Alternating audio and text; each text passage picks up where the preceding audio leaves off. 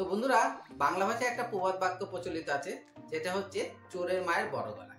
আরেকটা প্রবাদ বাক্য প্রচলিত আছে যে চুরি করা ভালো কাজ, যদি না পারো ধরা।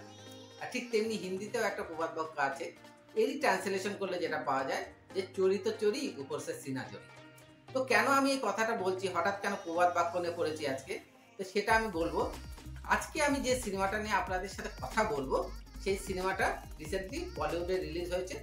তো 25শে ডিসেম্বর উপলক্ষে বলিউডের সিনেমা রিলিজ হচ্ছে, আর সেই সিনেমার সাথে জড়িয়ে রয়েছে সাউথের একজন বড় পরিচালকের নাম। তো স্বভাবতই সিনেমার হাইপটা ছিল অনেকটা বেশি। তো সিনেমার নাম ছিল বেবি জন। তো বেবি জন সিনেমাটা নিয়ে নিজেদের মতামত এবং রিভিউ দেওয়ার আগে আমরা আগে সিনেমাটার কাহিনীটা সংক্ষেপে বলে নেওয়ার একটু চেষ্টা করি। তো সিনেমার গল্পে প্রথমে আমরা দেখতে পাবো যে জন তার মেয়ে খুশিকে নিয়ে কেরালাতে বসবাস করে। সে এতটাই ভীতু প্রকৃতির মানুষ যে কেউ যদি তাকে শালা বলে, সে তাকে জামাইবাবু বলে সেখান থেকে তার মেয়েকে নিয়ে কেটে পড়ে। এইভাবেই জন তার মেয়েকে নিয়ে জীবন কাটাচ্ছে। তার মেয়ে একটা স্কুলে পড়ে। স্কুলে জনের মেয়ের যে ক্লাস টিচার, সে প্রতিদিনই জনের মেয়েকে কথা শোনায়, কারণ সে প্রায় প্রতিদিনই তার বাবার কারণে স্কুলে পৌঁছাতে লেট হয়ে যায়। তো তার বাবা প্রায়ই এসে তার ক্লাস টিচারকে সরি বলে যায়। ক্লাস টিচারের নাম হচ্ছে আদিরা বর্মা। এরপরে আমরা দেখতে পাই আদিরা একদিন জনকে নিয়ে পুলিশ স্টেশনে আসে। পুলিশ স্টেশনে কেন আসে? কারণ আদিরা হিউম্যান ট্রাফিকিং এর হাত থেকে পালিয়ে আসা একটা মেয়ের হয়ে একটা কেস করতে আসে। জন আসলে বুঝতে পারেনি যে আদিরা পুলিশ স্টেশনে আসবে, কারণ জন সবসময় পুলিশ এবং ঝুট ঝামেলা থেকে একটু দূরেই থাকে। তো আদিরা যখন পুলিশ স্টেশনে এন্টার করে, আদিরার পেছন পেছন জনের মেয়ে খুশিও পুলিশ স্টেশনে ঢুকে যায়, এবং সেটা দেখে জনও তার মেয়ের পিছে পিছে পুলিশ স্টেশনে ঢুকে যায়। পুলিশ স্টেশনে ঢুকে যাওয়ার পরে জন আদিরাকে বলে যে আপনি আমার মেয়েকে কেন এখানে নিয়ে এসেছেন। আদিরা অ্যাকচুয়ালি বলে সে কিন্তু বুঝতে পারেনি যে খুশি এখানে চলে এসেছে। ঠিক সেই পুলিশ স্টেশনের একজন পুলিশ অফিসার জনকে দেখে বলে যে আপনাকে আমার দেখে চেনা চেনা মনে হচ্ছে। তো জন তখন বলে যে আপনি ভুল করছেন, আমি একজন কেরালার অধিবাসী এবং কেরালার বাইরে আমি কখনো যাইনি, এবং সে মালায়ালাম ল্যাঙ্গুয়েজে কথা বলে। ঠিক আদিরা তখন শুনতে পায় যে জন মালায়ালাম ল্যাঙ্গুয়েজে কথা বলছে, এবং আদিরার একটা কথা মনে পড়ে যায় যে জন একদিন আদিরাকে বলেছিল যে সে মালায়ালাম ল্যাঙ্গুয়েজ জানে না। এখান থেকে আদিরারও একটু ডাউট হয়। পুলিশ অফিসার একজন কনস্টেবলকে সত্যা বলে ডাক দেয়, সে কনস্টেবলটার নাম। ঠিক আছে, তখনই আমরা দেখতে পাই জন হঠাৎ করে দাঁড়িয়ে যায়। তারপরে সেখান থেকে তারা চলে আসে। পরে হিউম্যান ট্রাফিকের লোকজনের কাছে খবর পৌঁছে যায় যে তাদের নামে পুলিশের কেস হয়েছে, এবং তারা মনে করে যে জন হয়তো কেসটা করছে। এরপরে তারা জনের বাড়িতে চলে যায় এবং জনকে ধরে মারতে থাকে, এবং জনকে মারার পরে তারা জনের মেয়ে খুশিকেও মারার কথা প্ল্যান করতে থাকে। ঠিক তখনই জন উঠে দাঁড়ায় এবং এক এক করে তাদের সবাইকে মেরে ফেলে। আর এদিকে আদিরার মনেও একটা সন্দেহ দেখা যায়, কারণ পুলিশ স্টেশন যখন কনস্টেবলকে সত্যা বলে ডাকা হয়েছিল, তখন জন কিন্তু সেখানে দাঁড়িয়ে গেছিল।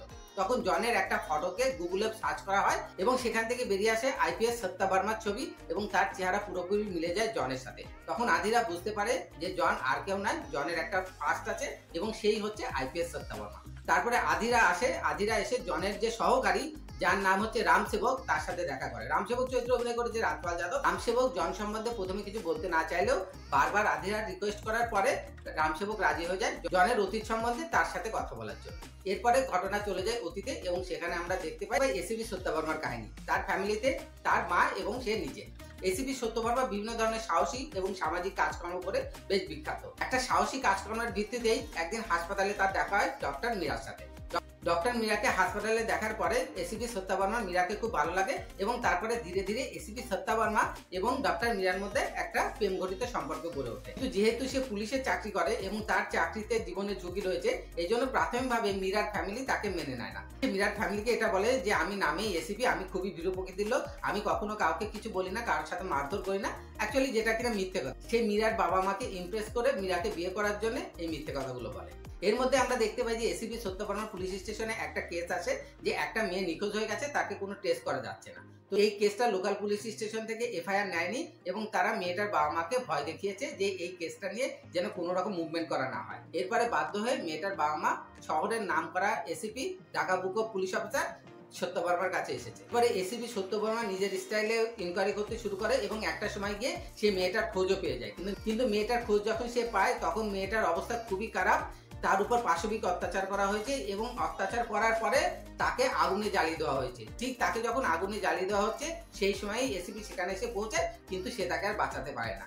ডাক্তার মেয়েটার পোস্টমর্টম করে এবং এসিপিকে জানায় যে এই মেয়েটাকে মারার আগে এর উপরে কন্টিনিউ শারীরিক নির্যাতন করা হয়েছে, তাকে বারংবার ধর্ষণ করা হয়েছে। এটাকে যখন আগুনে জ্বালিয়ে দেওয়া হয়েছিল, এসিপি নিজের চোখে দেখতে পেয়েছিল যে শহরের নাম করা ব্যক্তি নানাজি, যে চরিত্রে অভিনয় করেছে জ্যাকি শ্রফ, যাকে কিনা সবাই ভয় করে চলে, তার ছেলেই এই কাজটা করেছে। সো এসিপি সরাসরি পৌঁছে যায় নানাজির বাড়িতে। সেখানে গিয়ে যখন তার ছেলেকে অ্যারেস্ট করার কথা বলে, নানাজি নিজেই বলে যে 3 দিন ধরে আমার ছেলে গায়েব, আমি জানি না আমার ছেলে কোথায় আছে। আর নানাজির ছেলে ততদিনের ইলেকশনে দাঁড়িয়ে অলরেডি ফাইন্যান্স মিনিস্টার হয়ে গেছে। আর এসিপি কে নানাজি বলে যে আমার ছেলেকে যদি তুমি খুঁজে পাও তাহলে কিন্তু অবশ্যই তাকে সেলেক্ট দিও। তো তৎক্ষণাৎ এসিপি সেখান থেকে চলে যায় এবং আমরা দেখতে পাই যে এসিপি এবং তার সহকারী কনস্টেবল অর্থাৎ রামসেবক, যে চরিত্র অভিনয় করেছে রাজপাল যাদব, তারা গিয়ে একটা জায়গায় গিয়ে দাঁড়ায়। এসিপি তখন জিজ্ঞাসা করে রামসেবককে এই ধরনের লোককে কি করা উচিত। রামসেবক তখন নিজের সাজেশন দেয় এই ধরনের লোককে আগুনে জ্বালিয়ে দেওয়া উচিত। তখন আমরা বেশ সুন্দর একটা দৃশ্য দেখতে পাই যে এসিপির মুখ থেকে তার সিগারেটটা পড়ে যায়। যেহেতু সিগারেটটা মাটিতে পড়ে গেছে, তার রামসেবক সেই সিগারেটটা তুলে দূরে ছুঁড়ে ফেলে দেয়, যেখানে কিনা ধান শুকানোর জন্য স্তূপ করে রাখা ছিল। ঠিক যখন ওই স্তূপে আগুন ধরে যায়, আমরা দেখতে পাই নানাজির ছেলে, যে কিনা অলরেডি ফাইন্যান্স মিনিস্টার হয়ে গেছে, তার হাত এবং মাথা বেঁধে রাখা ছিল এবং সেই আগুনে সে জীবন্ত জ্বলে যায়। আমরা ব্যাকগ্রাউন্ডে দেখতে পাই যে এসিপি সত্য বর্মা নানাজির ছেলে এবং তার 3 বন্ধুকে ধরে নিয়েছিল। 3 বন্ধুকে তো গুলি করে মেরে দিয়েছে, আর নানাজির ছেলের হাত এবং মাথা বেঁধে সে ধানের গোলার মধ্যে রেখে দিয়েছিল, যেখানে আগুন লাগার সাথে সাথে সে জীবন্ত চলে যায়। এরপরে সেখানে মেডিকেল টিম আসে, পুলিশের টিম আসে, সাংবাদিকদের টিম আসে এবং এসে যখন নিজের ছেলের মৃতদেহ দেখতে পায়, এরপরে নানাজি এসিপি কে বলে যে আমার ছেলের এই অবস্থা যে করেছে তার নামটা শুধু তুমি আমাকে বলো, তার বদলে তুমি যা চাও আমি তোমাকে তাই দেবো। এসিপি তখন বলে যে তোমার ছেলে কোনো ধোয়া তুলসী পাতা ছিল না, তোমার তো অনেক শত্রু আছে, যে কেউ করতে পারে, এমনকি এটাও হতে পারে যে কোনো সৎ পুলিশ অফিসারই তোমার ছেলের এই অবস্থা করেছে। ইনডাইরেক্টলি অ্যাকচুয়ালি এসিপি সত্য বর্মা বলে দেয় যে সেই এই কাজটা করেছে, নানাজিও সেটা বুঝে যায়। এরপরে আমরা দেখতে পাই যে এসিপি সত্য বর্মা যখন নিজের বিয়ের কথা বলতে মীরার বাবা মায়ের কাছে এসেছিল, সেখানে এসিপি সত্য বর্মার উপর অ্যাটাক করা হয়। সেখানে এসিপি সত্য বর্মা যেভাবে সবাইকে মারে, সেটা দেখে মীরার মা বাবা এবং তার ফ্যামিলি কেউই তার সাথে বিয়ে দিতে রাজি হয় না। তো সেই বিয়ের সম্পর্কটা সেইখানেই ভেঙে যায়। এরপরে আমরা দেখতে পাই পরবর্তীতে এসিপি আবার মীরাকে কনভিন্স করার চেষ্টা করে, তারা কনভিন্স হয় এবং মীরা এবং এসিপির বিয়ে হয়ে যায়। তাদের একটা কন্যা সন্তানের জন্ম হয় এবং যে কন্যা সন্তানের নাম রাখা হয় খুশি।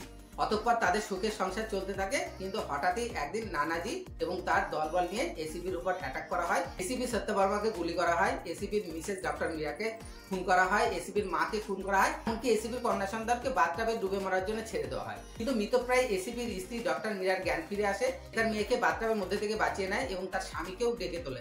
এসিপির যদিও গুলি লেগেছিল, কিন্তু তখনও সে মরেনি। সে এসিপি কে বলে তুমি আমার মেয়েকে বাঁচাও এবং আমার মেয়েকে নিয়ে এখান থেকে তুমি চলে যাও এবং তুমি ভবিষ্যতে কোনোদিন এই পুলিশের চাকরিতে ফিরে আসবে না। এসিপি তার মৃত্যু পথযাত্রী স্ত্রীকে কথা দেয় এবং তার মেয়েকে নিয়ে সেখান থেকে চলে যায়। এরপরেই এসিপি মুম্বাই শহর ছেড়ে নিজের চাকরি ছেড়ে কেরালাতে এসে নাম পাল্টে জন নামে সেখানে বসবাস করতে শুরু করেছে। এরপরে কাহিনী আবার বর্তমানে ফিরে আসে। এসিপি সত্য বর্মা জন নামে কেরালাতে বসবাস করছিল এবং তার সাথে কিছু লোকের সংঘাত হয়েছে এবং সে তাদেরকে মারধর করেছে। তো আস্তে আস্তে খবরটা পৌঁছে যায় নানাজির লোকের কাছে যে এসিপি সত্য বর্মা বেঁচে আছে। এরপরে কি হয়, এসিপি সত্য বর্মার মেয়ে যখন স্কুলের ক্যাম্পে গাড়িতে করে যাচ্ছিল, সেই গাড়িটাকে অ্যাক্সিডেন্ট করানো হয় এবং সেই গাড়িটা ব্রিজের উপর থেকে জলের মধ্যে পড়ে যায়। সবাইকে যদিও বাঁচিয়ে নেয় এসিপি, তো কিন্তু সে বুঝতে পারে যে সে আর এখন লুকিয়ে থাকতে পারবে না। তো সে ডিসাইড করে যে এবার সে সরাসরি নানাজির মুখোমুখি হবে, কারণ নানা তাকে ফোন করে কন্টিনিউ থ্রেট দিয়ে চলেছে যে সে এসিপিকেও মারবে, এসিপির মেয়েকেও মারবে। এসিপি যখন ডিসাইড করে নেয় যে নিজের মেয়েকে বাঁচাতে হলে আমাকে নানার মুখোমুখি হতে হবে এবং নানার সাম্রাজ্যকে ধ্বংস করতে হবে। এরপরে এসিপি সত্য বর্মা শহরে ফিরে আসে, কিন্তু কেউ কি সেটা জানতে পারে না। শহরে ফিরে আসার পর এসিপি কি করে, নানাজির যে সমস্ত সহকারী ছিল, যারা পার্টনার ছিল, বড় পুলিশ অফিসার কিংবা বড় বিল্ডার, তাদেরকে এক এক করে মেরে দেয়। সবাই কিন্তু মরার সময় দেখতে পায় যে এসিপি বেঁচে আছে, কিন্তু যখন সেটা সংবাদ মাধ্যমকে জানানো হয় তখন সবাই ভাবে যে সবাই এসিপি সত্য বর্মার ভূত দেখছে, কারণ অলরেডি এসিপি সত্য বর্মা যে সপরিবারে মারা গেছে সেই খবর 5 বছর আগেই সংবাদপত্রে ফলো করে ছাপা হয়েছে। বাকি থাকলে একমাত্র নানাজি, যে কিনা জানে যে এসিপি বেঁচে আছে। তো এসিপি কে কন্ট্রোল করার জন্য নানা কি করে, এসিপির মেয়েকে কিডন্যাপ করে নেয়, আর এসিপির মেয়ের পাশাপাশি এসিপির মেয়ের যে স্কুল টিচার ছিল আদিরা, যে কিনা অ্যাকচুয়ালি একজন আন্ডারকভার পুলিশের অফিসার ছিল, তাকে কিডন্যাপ করে নেয় এবং কিডন্যাপ করে নেওয়ার পরে তখন এসিপি কে ডেকে পাঠায় একটা ডকইয়ার্ড। সেই ডকইয়ার্ডে একটা লাস্ট অ্যাকশন হয়। সিনেমাতে যেটা হয়ে থাকে সবসময় নায়কেরই জয় হয়। সো এসিপি সত্য বর্মা নানা এবং তার সমস্ত লোককে মেরে সেখান থেকে নিজের মেয়েকে সেফলি নিয়ে বেরিয়ে যায়। মোটামুটি সিনেমার গল্পটি এখানেই শেষ হয়ে যায়। এরপরে সিনেমাতে একটা পোস্ট ক্রেডিট সিন দেখানো হয়। সেই পোস্ট ক্রেডিট সিনে আমরা বলিউডের ভাইজানকে দেখতে পাই। পোস্ট ক্রেডিট সিনে যে দৃশ্যটা দেখানো হয় সেই দৃশ্যটার অ্যাকচুয়ালি মূল গল্পের সাথে কোনো যোগাযোগ নেই, শুধুমাত্র সিনেমার হাইপটাকে বাড়ানোর জন্যই পোস্ট ক্রেডিট সিনটাকে অ্যাড করা হয়েছে। তো বন্ধুরা, এই ছিল বড়দিনে বলিউডে রিলিজ হওয়া বেবি জন সিনেমার গল্প। অ্যাকচুয়ালি সিনেমাটা দেখতে যাওয়ার আগে আমরা মোটামুটি সবাই জানতাম যে এই সিনেমার গল্পটা কি, কারণ এটাকে অফিসিয়ালি বলাই হয়েছিল যে থালাপতি বিজয় অভিনীত সুপারহিট সিনেমা থেরি রিমেক হিসাবে তৈরি করা হবে বেবি জন সিনেমা। বরুণ ধাওয়ানকে যখন পডকাস্টে জিজ্ঞাসা করা হচ্ছে তার সাক্ষাৎকার নেওয়ার সময় যে এই সিনেমাটা থেরির সাথে কতটা মিল আছে, বরুণ ধাওয়ান সেই পডকাস্টে বলছে যে এই সিনেমাটা থেরির রিমেক নয়, এমনকি এই সিনেমাটাতে আমরা অনেক কাহিনী, অনেক ক্যারেক্টার এমন ইন্ট্রোডিউস করেছি। অ্যাকচুয়ালি এটার জন্যই আমি প্রথমে বলছিলাম যে চোরের মায়ের বড় গলা, হিন্দিকে যেটাতে বলা হয় যে চরিত চড়ি উপর সে সিনা চড়ি। অ্যাকচুয়ালি থেরি সিনেমা এবং বেবি জন সিনেমাটার মধ্যে 98% মিল আছে। এভরি ক্যারেক্টার যেটা থালাপতি বিজয়ের থেরি সিনেমাতে ছিল সেই সবগুলো ক্যারেক্টার হুবহু বেবি জনে কপি করা হয়েছে। শুধুমাত্র একটা হিউম্যান ট্রাফিকের ইনসিডেন্ট বেবি জনে ইনক্লুড করা হয়েছে, বাদ বাকি বেবি জনের নতুন কিচ্ছু দেখানো হয়নি। শুধুমাত্র এইটার জন্য বরুণ ধাওয়ান পডকাস্টে এসে বলছে যে এই সিনেমাটা থেরির রিমেক নয়, এটা শুনে রীতিমতো নিজের কানকেও বিশ্বাস হয় না। সিনেমা রিমেক করা তো কোনো দোষের নেই। আজকের দিনে দাঁড়িয়ে বলিউডের সিনেমা সাউথ কপি করে, সাউথের সিনেমা বলিউড কপি করে, সাউথের সিনেমা কপি করে কলকাতাতে সিনেমা তৈরি হয়, এমনকি কলকাতার সিনেমা কপি করে বলিউডের সিনেমা তৈরি হয়। আর এক্ষেত্রে আমরা যেখানে দেখতে পাচ্ছি যে থেরি সিনেমার যে ডিরেক্টর অ্যাটলি কুমার, সেই কিনা বেবি জন সিনেমাটা প্রডিউস করেছে, তার অ্যাসিস্ট্যান্টকে দিয়ে সিনেমাটা ডিরেক্ট করানো হয়েছে। তো সেক্ষেত্রে বরুণ ধাওয়ানের এইরকম একটা কথা পাবলিকলি বলাটা একেবারেই উচিত হয়নি। তো চলো এবার আমরা চলে যাই সিনেমার যে ডিপার্টমেন্টগুলো আমি বুঝতে পারি সেই ডিপার্টমেন্টগুলো নিয়ে একটু নিজের মতামত ব্যক্ত করি। প্রথমত আমি সিনেমার কাহিনী নিয়ে কিছু বলবো না, কারণ সিনেমার কাহিনী আমার আগেই দেখা ছিল। এটা টোটালি একটা কমার্শিয়াল সিনেমা। যেহেতু অরিজিনাল সিনেমাটা দেখেছি, তো সেই সিনেমার কাহিনীতে আমার বিশেষ কিছু ভালো লাগে। যদি ফার্স্ট টাইম দেখতাম তাহলে হয়তো বা ভালো লাগতো। সেই দিক দিয়ে সিনেমার কাহিনীটা, স্ক্রিন প্লেটা একটা মোটামুটি মশলা টাইপের সিনেমা ছিল। এরপরে আসবো ডিরেক্টরের কথা। ডিরেক্টরের নাম কালিস, যে কিনা আতলি কুমারের অ্যাসিস্ট্যান্ট। আতলি কুমার যে কিনা ছিল অরিজিনাল থেরি সিনেমার ডিরেক্টর। অরিজিনাল থেরি সিনেমাটা 75 কোটি টাকাতে তৈরি করা হয়েছিল এবং সেটা 150 কোটি টাকা বিজনেস করেছিল এবং ব্লকবাস্টার হয়েছিল। সেক্ষেত্রে অ্যাটলি কুমারের যে অ্যাসিস্ট্যান্ট গালিজ, যে হিন্দিতে সিনেমাটা ডিরেক্ট করেছে, সে কিন্তু তার গুরুর অর্থাৎ অ্যাটলি কুমারের ছত্র ছায়ার মধ্যেই চাপা পড়ে গেছে। তার ডিরেকশনের প্রত্যেকটা স্টেপে অ্যাটলি কুমারের ছাপ লক্ষ্য করা যাচ্ছিল। কিন্তু যেহেতু অ্যাটলি সিনেমাটা বানিয়েছিল বিজয়কে নিয়ে, আর কালিজ বানিয়েছে বরুণ ধাওয়ানকে নিয়ে, যার কিনা অ্যাকশন ইমেজ নেই, সেক্ষেত্রে সে বরুণ ধাওয়ানকে অ্যাজ এ অ্যাকশন স্টার এই সিনেমার যে হিরোর ক্যারেক্টার সেই চরিত্রে খুব ভালোভাবে এস্টাবলিশ করতে পারেনি। সেক্ষেত্রে কালিজ কিন্তু ফেল করেছে। তো এরপরে আমরা আসবো সিনেমার অভিনেত্রী অভিনেতাদের কথা। তো সিনেমাটা যখন আমরা দেখতে গেছি, অ্যাকচুয়ালি আমাদের মাথার মধ্যে সবসময় থেরি সিনেমার ক্যারেক্টারগুলো ঘুরছে। যে মেন ক্যারেক্টার রয়েছে থালাপতি বিজয়, সিনেমাটাতে এত সুন্দরভাবে অভিনয় করেছিল এবং অ্যাজ এ ডিসিপি হিসাবে তার প্রেজেন্সটা এত ভালো ছিল, সেটা চোখে লাগার মতো। বরুণ ধাওয়ান যে কিনা বলিউডের চকলেট বয় আর রোমান্টিক হিরো হিসাবে এখন পর্যন্ত পরিচিত, যে কিনা এখন পর্যন্ত সেরকম সোলো অ্যাকশন মুভি করেনি, তো তাকে দিয়ে এরকম একটা সিনেমা করানোটা আমার মনে হয় ভুল হয়েছে। এক্ষেত্রে বরুণ ধাওয়ানের যতটা দোষ আছে ঠিক ততটাই দোষ আছে ডিরেক্টরের কিংবা কাস্টিং ডিরেক্টরের, যে কিনা বরুণ ধাওয়ানকে এই ক্যারেক্টারের জন্য সিলেক্ট করেছে। এরপরে আমি কীর্তি সুরেশের কথা বলবো। কীর্তি সুরেশ মোটামুটি ভালো অভিনয় করেছে। সাউথে তার ক্যারেক্টারটা করেছিল সামান্তা রুথ প্রভু। কীর্তি সুরেশ মোটামুটি তার লেভেলটাকে ম্যাচ করার চেষ্টা করেছে। এরপরে আমি বলবো কনস্টেবল চরিত্র রাজপাল যাদবের কথা। রাজপাল যাদবের চরিত্রটা অরিজিনাল থেরি মুভিতে পি রাজেন্দ্রন করেছিল এবং পি রাজেন্দ্র সেই সিনেমাটাতে খুব ভালো অভিনয় করেছিল। এখানে রাজপাল যাদবকে কিন্তু একজন কনস্টেবল হিসাবে মানায় না। অ্যাকচুয়ালি রাজপাল যাদবের যে হাইট, কোনো পুলিশের চরিত্রে কখনোই তার অভিনয় করা উচিত না, কারণ পুলিশের চরিত্রের সাথে তার হাইট কিন্তু ম্যাচ করে না। এরপরে আমি বলবো সিনেমার ভিলেন জ্যাকি শ্রফের কথা। জ্যাকি শ্রফের যে চরিত্রটা রয়েছে সেটা যে থেরি সিনেমার মূল ভিলেন ছিল তার থেকে একটু আলাদা। থেরি সিনেমার যে মূল ভিলেন সেও মিনিস্টার ছিল, আর এখানে জ্যাকি শ্রফকেও দেখানো হয়েছে যে সে পলিটিক্যালি খুব স্ট্রং, কিন্তু জ্যাকি শ্রফের চরিত্রটাকে অনেকটাই হিংস্র এবং শক্তিশালী দেখানো হয়েছিল, যেটা কিনা থেরি সিনেমাতে শুধুমাত্র পলিটিক্যাল পাওয়ারফুল দেখানো হয়েছিল। বন্ধুরা, এই ছিল বেবি জন সিনেমাটা নিয়ে আমার ব্যক্তিগত মতামত এবং রিভিউ। অ্যাকচুয়ালি সিনেমাটা যখন দেখতে গেছিলাম, যেহেতু মাথার মধ্যে থেরি সিনেমাটা ঘুরপাক খাচ্ছিল, সেই জন্য সিনেমাটা ভালো লাগে। থেরি সিনেমাটা আগে যদি দেখা না থাকতো তাহলে হয়তো বা ভালো লাগতো, সেটা হয়ে ওঠেনি, আর সেই বিষয়ে কথা বলেও লাভ নেই। আমার কাছে যদি ব্যক্তিগত মতামত চেয়ে নেওয়া হয়, আমি বলবো এই সিনেমাটাকে 5-এর মধ্যে 1.5 দেওয়া যেতে পারে।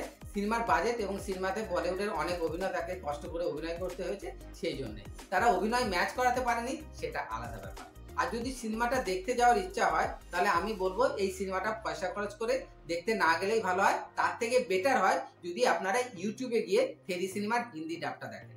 থেরি সিনেমার হিন্দি ডাবটা দেখলে সেটা বেবি জনের থেকে অনেক ভালো লাগবে, কারণ বরুণের তুলনায় থালাপতি বিজয় অনেক অনেক বেটার অভিনয় করেছে।